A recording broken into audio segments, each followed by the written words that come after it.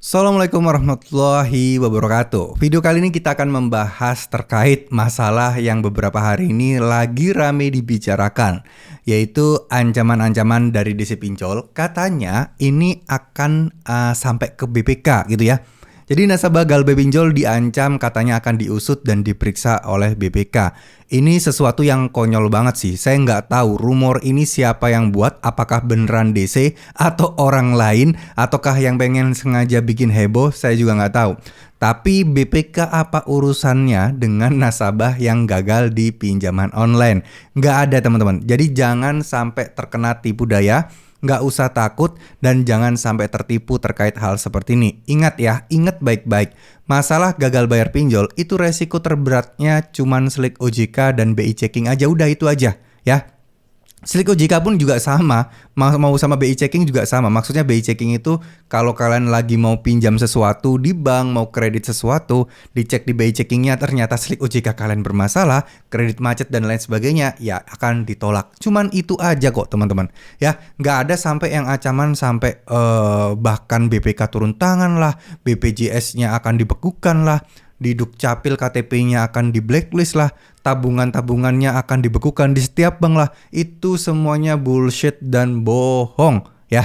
Saya tekankan bohong, nggak mungkin ada seperti itu teman-teman. Karena kasusnya di sini adalah pinjaman online, gagal bayar pinjaman online, bukan yang lain-lain teman-teman. Ya, jadi tidak perlu takut terkait hal seperti ini.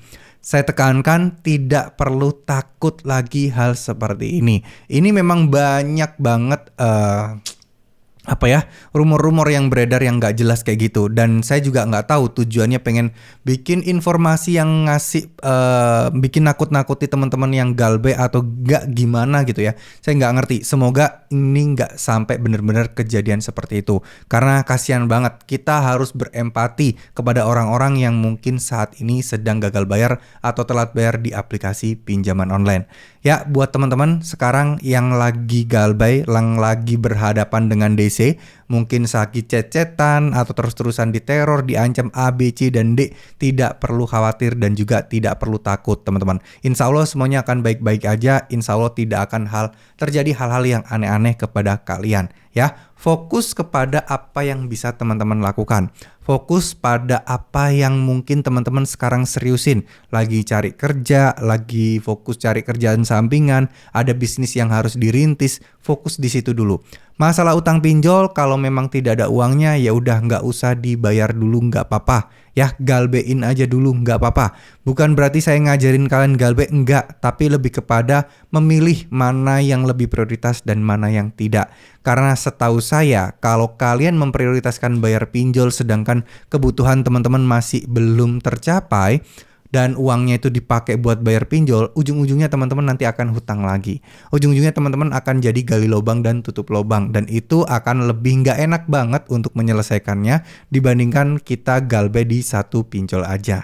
Ya, nggak ada urusan teman-teman, BPK nggak ada urusan. Ya, BPK itu apa sih? Badan Pemeriksa Keuangan nggak sih artinya? Atau mungkin ini lebih kepada memeriksa apa ya?